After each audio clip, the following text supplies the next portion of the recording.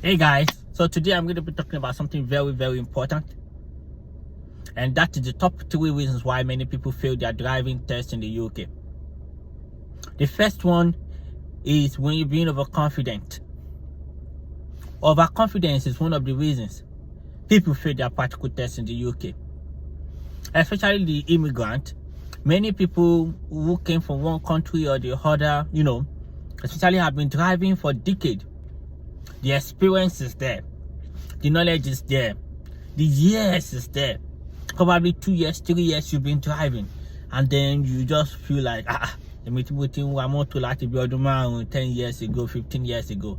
And you suddenly discover that after your first attempt, guy, you failed. The second attempt, you failed. If you are not careful, you will have to write multiple times before you will pass. So, overconfidence is one of the main reasons why people fail their practical tests in the UK. You have to be careful and deal with it. If you can deal with being overconfident, I can tell you, it will be easier. How do you deal with overconfidence? So when you are feeling confident of yourself or overconfident of yourself, how do you deal with it?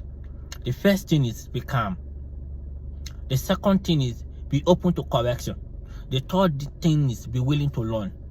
Also, whoever is explaining to you, follow the guidance, follow the example the person is giving you. The person is do this, do it. This is how you should do it, follow it. Don't do this, don't do it.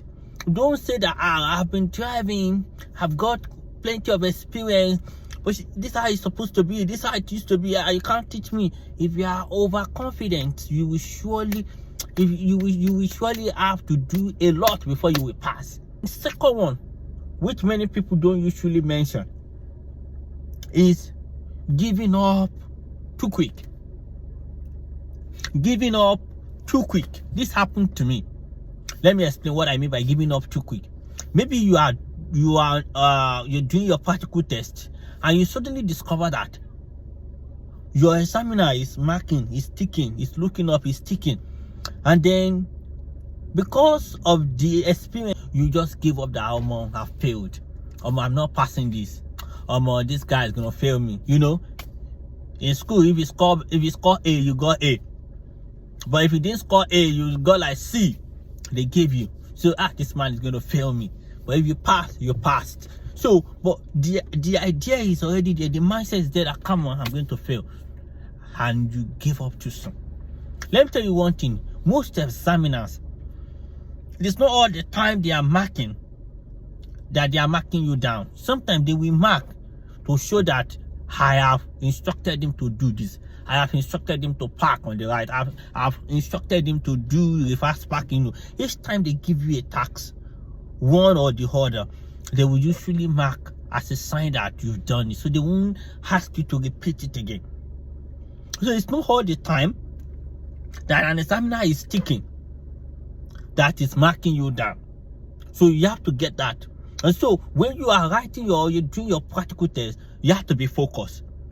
Because if you are not focused, you can easily be divided, you can easily be distracted, you can easily be carried away. Because of that, you can give up easily. It's one of the main reasons many fail their practical test in the UK. They give up too soon. It happened to me when I was doing mine.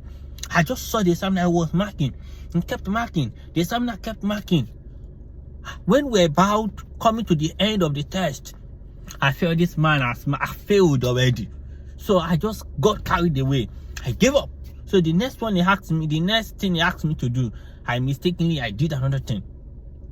The last task he gave me before we got to our final, to the end of the practical test, that was what made me to fail. I gave up too soon. Don't give up too soon. Forget what the examiner is doing. Forget where he's marking. Forget how he's marking it. Just forget about it. The moment you can forget about what the examiner is doing, how the examiner is doing, you have conquered one major challenge. Let it go. The moment you can let that go, you can just see the examiner. Some people say, see it as a friend, see him as a friend, but I will just say be focused. Whatever the examiner is doing, let it bother you at all. Just drop it. Just let it be. The last one, which is also very, very important, that examiners don't joke with, is not checking blind spot. Checking blind spot is important. So I will tell you where you must always check your blind spot. Number one is at the end of an emergency stop. If you are doing emergency stop, immediately after emergency stop, you must check blind spot. That means that you must do your 6-point check. Number two, each time an examiner asks you to stop, maybe you say stop. When you are at the right, stop at your right, whichever, and you stop by your right or you stop, you must check your blind spot. Number three, each time you are reversing, anytime you put the gear into reverse, blind spot is a must. Blind spot is a must. When you put your car in reverse, blind spot is a must. After emergency stand, blind spot. Anytime you stop and you need to move, blind spot is a must. The exception is maybe you are going and then a car is coming, and because the car is coming, it can't take both of you. That's an exception. You don't have to run blind spot again. The car is coming, so you are just waiting for the car to pass and you move. That's an exception. But you see, those three exceptions, just let it stick. The examiner says stop, and you stop, and then you say, okay, when you're ready to move, proceed, and you have to proceed. You must check your blind spot. 6-point check. Emergency stop, check your blind spot. After emergency stop, the next one, which is reverse. Every reverse, if you have to do go back, you go front, you need to reverse again, you must check. You go front, you now need to reverse again so that you must check. Blind spot, they don't joke with it.